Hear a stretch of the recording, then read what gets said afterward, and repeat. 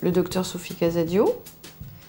J'ai fait mes études à Montpellier. Mon parcours de jeune médecin m'a orientée vers la dermatologie esthétique, où je me suis installée avec une dermatologue. Pendant plusieurs années, j'ai réalisé la chirurgie dermatologique du cabinet, exérèse de névus, traitement de cicatrices, épilation électrique. J'ai appris beaucoup de choses avec cette personne. Sensibilisée par le cancer du sein, je me suis intéressée à la reconstruction après cancer du sein et c'est ainsi que est née ma passion pour la dermopigmentation que j'ai développée à grande échelle sur la réparation du mamelon et de l'aréole mammaire après cancer. Les patientes qui ont eu un cancer du sein ont souvent besoin de s'occuper de leur personne, d'où mon attrait pour les peelings, les injections et tout ce qui permet à une femme ou à un homme de se retrouver ou de diminuer les effets du temps.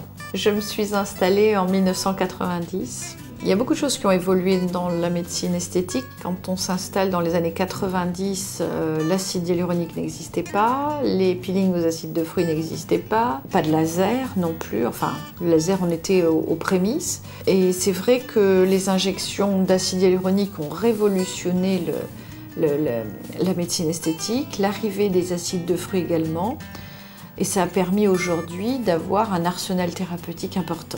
Chaque petite dame qui se regarde dans la glace en faisant ça doit pouvoir avoir une solution. C'est un rêve que tout le monde puisse accéder à soigner ce qui lui pose un problème. Donc c'est pour ça que la calvitie, je m'y suis intéressée parce que j'ai vu tellement de petites dames avec des chimios que la perte de cheveux semblait catastrophique. Effectivement, elle l'est.